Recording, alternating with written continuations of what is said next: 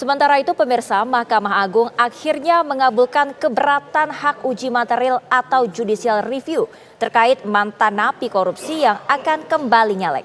Atas putusan tersebut, mantan napi korupsi baru diizinkan kembali ikut pilkada harus melewati jangka waktu 5 tahun setelah mantan terpidana menjalani hukuman.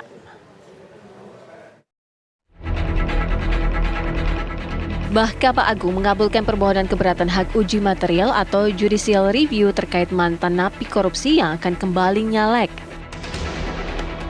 Jelas disebutkan sebenarnya bahwa pertimbangan yang utama adalah membangun demokrasi yang kemudian tujuannya adalah demokrasi yang tidak hanya sekedar mendapatkan suara. Jadi orang yang dapat suara memimpin, bukan itu persoalannya. Sama dengan beliau nanti dapat ke DPD, siapapun yang milih gitu, bukan itu. Tapi tujuan terakhir adalah Patrick bisa bikin apa untuk daerah Bengkulu. Nah, itu saya setuju. Itu satu ya. Dan di putusan itu memang disebut. Jadi bukan karena kamu dapat suara, kemudian kamu jadi presiden, tapi ujungnya kamu nggak bangun kesejahteraan, pertumbuhan demokrasi, anti korupsi, masyarakat yang adil, nggak takut ngomong apapun.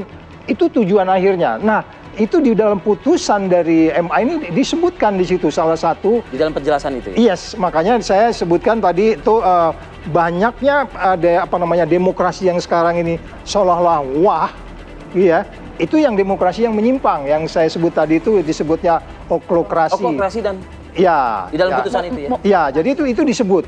Jadi artinya gini, kita nggak boleh lagi sekarang itu berdemokrasi karena terlalu jauh dari filosofi membangun demokrasi yang benar. Dan itu putusan MA hari ini saya lihat keren ya. Kalau dia mendorong pertumbuhan demokrasi yang benar, demokrasi yang berintegritas, kemudian menjamin. Tapi memang ada menjamin kesinambungan ya. Walaupun dalam putusan itu ada disebut begini. Yang menurut saya ini kita bisa berdebat di sini. Tapi saya juga sependapat di situ sebenarnya. Tapi menarik untuk didiskusikan adalah bahwa tidak ada jaminan seseorang itu tidak melakukan lagi. Itu ada di putusan itu disebut. Itu juga yang saya pikirin. Iya, tidak ada jaminan. Tapi saya pikir tidak ada jaminan itu, ya ini akhirnya hukum harus benar. Dalam amar putusannya, MA mengabulkan permohonan keberatan hak uji materi dari para pemohon untuk seluruhnya. MA berpendapat alasan pemohon menggugat pasal-pasal kontroversial terkait masa jeda mantan narapidana korupsi untuk maju di pilkada dapat dibenarkan.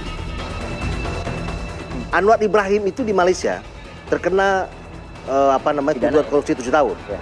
Kemudian keluar 2 tahun kena lagi soal sodomi lah terhadap sopirnya. Tapi hari ini dia bisa jadi Perdana Menteri. Ya, Oke. Artinya dia bikin partai dalam masa tanah dalam penjara, kemudian dia bangun. Ya. Rakyat kemudian percaya sama dia. Bahwa entah apa alasannya, mungkin itu direkayasa dan sebagainya ya, itu alasan apa. Tapi kemudian dia bisa bangkit dan rakyat memberikan kepercayaan. Nah kalau di kita ini kan enggak. Orang udah kena, udah dihukum, masih dicerewetin. Harusnya kan yang dilihatin tuh yang ada sekarang jangan sampai kena misalnya. Kan kena itu kan ada 2. Memang direncanakan dia berbuat. Ya kedua kan bisa nggak sengaja, Pak. Atau terkena aturan saya. Ada mens reanya, ada niatnya dan sebagainya. Jadi kita ini sudah ada kesan dendam gitu. Jadi kalau orang kena mau matiin. Udah nggak bisa ngapa-ngapain lagi. Udah ngapa-ngapain, bukan selesai lah. Padahal KPK sendiri nggak bisa bersih amat juga. Kita dulu contoh misalnya, grupnya nih ya. Kata Bang Saud, untung gua 20 Nggak lewat. Kalau Bang Saud, orang diam-diam aja. Orang udah aturannya ada. 5 tahun MK udah selesai. Ya. Ya tuh udah dihukum, dia udah dihukum. Maksud saya yang ngeributin nih orang sebenarnya nggak bersih-bersih amat juga. Hari ini misalnya Febri yang dulu masalahkan waktu 2019, terus saya lawan juga. Hari ini juga diperiksa juga sama KPK dalam dugaan yang justice. kan. Tim TV One mengabarkan.